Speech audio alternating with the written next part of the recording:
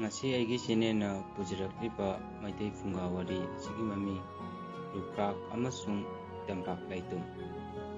Thaina mamangaida lukrak amaga tampak laitum amaga matau sanarami.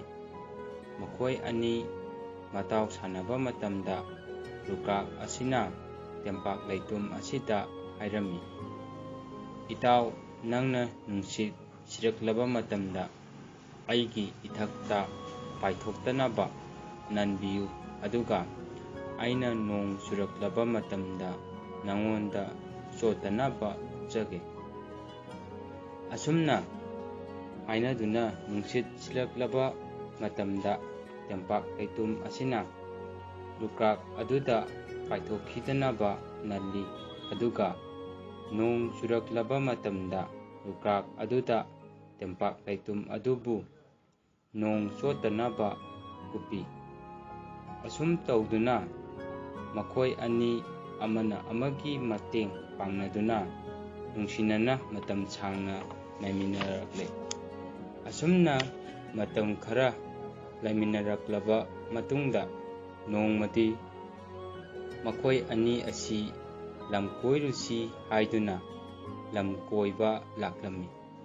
Makoina asum lakpada lamhang adugi mayai yaurakpa matamda nungsit khara sitpa horaklami. Maduda tampak laitum asina lukrak adubu paithokhidanaba nanbirami. Asumna ngaihak nanlaba matungda nongsu khara chuba horaklami. Adudagi lukrak asinasu tampak laitum adu kupnaba amuk honarami. Adudagi ngaihak leiraga nungsit kanna silaktuna nongsu wawa chutharaklami. Hojikti lukrak amasung tampak laitum animak pambai leitre. Kainaramdai mikup aduda lukrakna tampak laitumda hairai.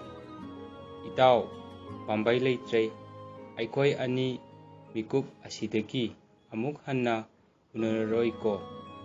Tampak laitum adunasu hairai. Itaw ngasina ibaniki aroiba numitni. Adudagi nong paimankhibana tampak laitum adu kaiduna nongga loinana chenthakirami. Tampak laitum aduna kaiduna chenthakriba nina lukrak adunasu nanbinaba leitraduna nungsitna humdoktuna pairaba matungda amuk turenda humjinduna lukrak adu chotna isingda tasinbadagi turelda adum lukre.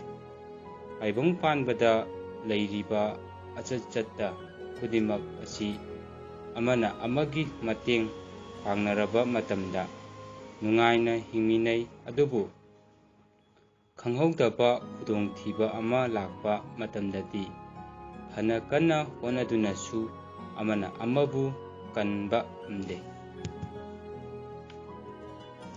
Mayamna nungsibiduna aigi channel asibu like, share amadi subscribe tawbiyu.